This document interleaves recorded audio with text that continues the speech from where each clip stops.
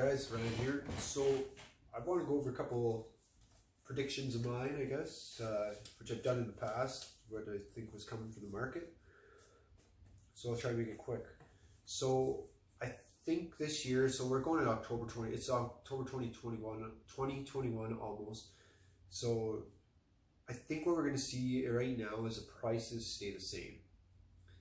And I do think they're going to go up in the spring about 100 to $300. I'm going to say almost $200 average bike. The range is pretty much all bikes, but I think it's really going to affect the bikes in that range of, these are all Canadian prices, of about $2,500 currently, if they're priced at that, to about $3,500. So I think you're going to see an increase around $200 a bike, give or take.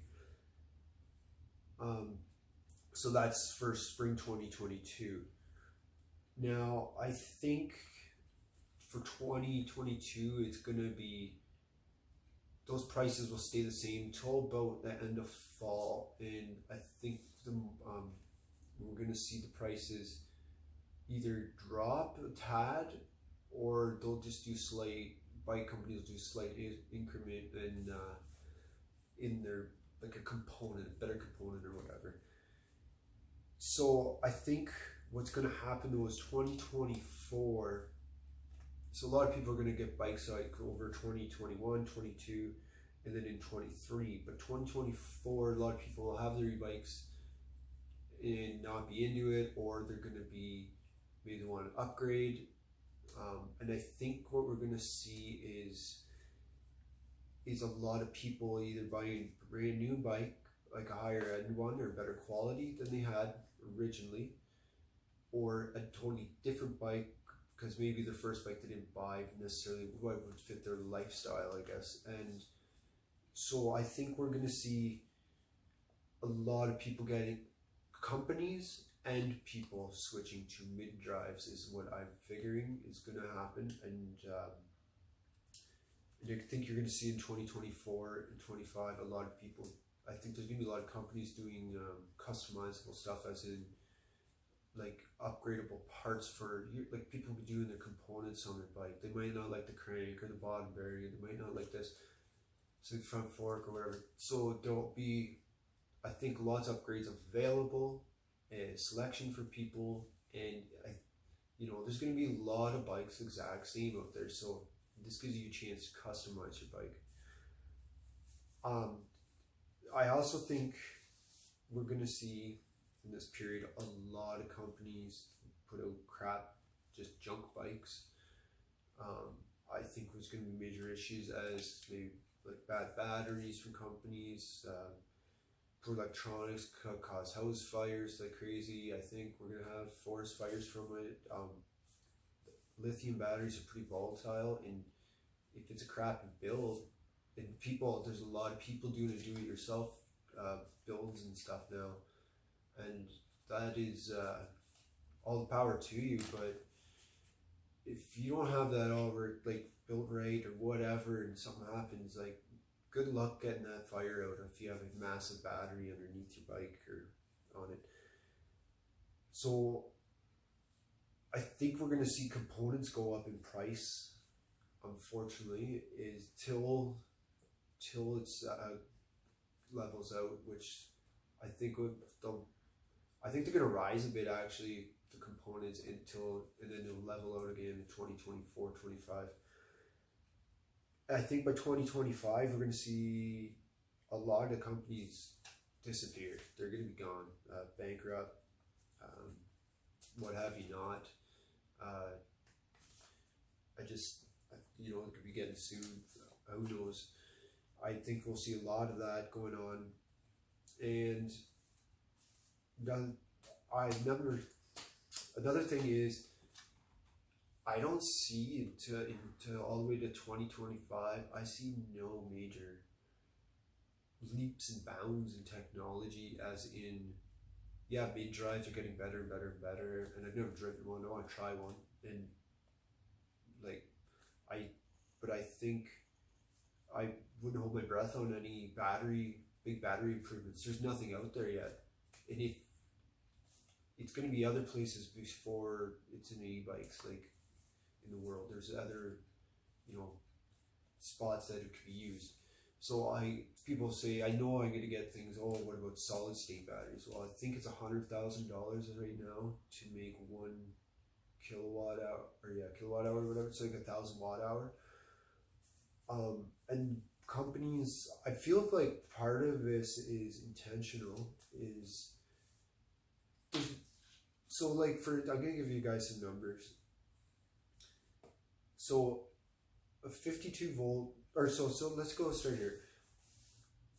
To me, a leap in technology was when a lot of these bike companies not that long ago with 36 volt batteries in, say, a 10 or 13 amp hour.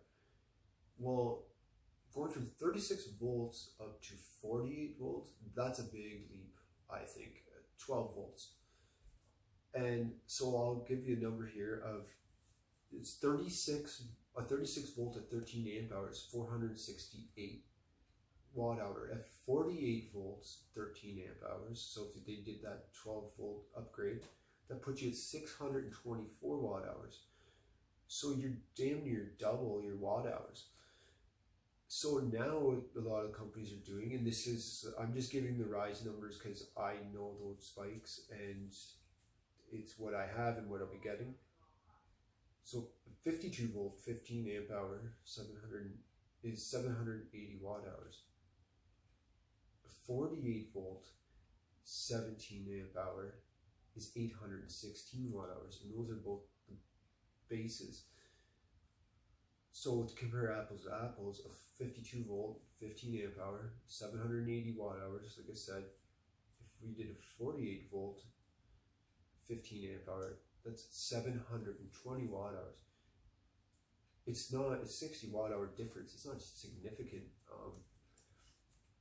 That's my issue with the market, is a big thing with it. Like, I think just gonna be little increments. The next might be a 56 volt, or you're gonna see, you know, the batteries, these 52s and stuff, just get a bit bigger. And I think a lot of companies are gonna be, one big thing I think is going to be for people is battery upgrades. I think there's going to be a lot of people wanting batteries in the next 5 years or so, 4 years. I think it's going to, you know, people, big battery packs, double batteries, as much battery. It becomes a cock show. It's like horsepower with cars, right? It's how people are, and one-upping, and to have that no range anxiety, basically. It's kind of nice to be like, oh, I can make it this far without an issue. Well, I know some people argue about this and they'll say, well, they're not bikes, they're e-bikes. You're a lazy person or whatever. Well, some people use them for transportation. Some people are trying to get fit. Some people are, you know, like myself, I just love it. The best of both worlds for me. I love my bike, and I think that it's the market. People keep buying because there's these upgrades of technology, and people are technology thirsty. And you know, it's just when you're buying, just make sure you're buying the bike for you, not for your friends or not for someone else, as in what they think. If you know, it's always good to listen to people's opinions and hear what they have to say. Because if you go in thinking, oh, I'm going to do this, I'm buying that, that's great, but you're putting blinders on and you're not seeing, okay, this could be a problem or this and this. So if you're buying a bike, make sure it has a good battery system, like Samsung's or an LG or whatever. Just Samsung, I'd say, is the best, in my opinion. But if my LG battery is over 12,000 K on it and winter ridden and everything, and it's awesome. So that tells me that that's a good battery. I know other guys have 1,200 kilometers on their bike and their batteries are pooched.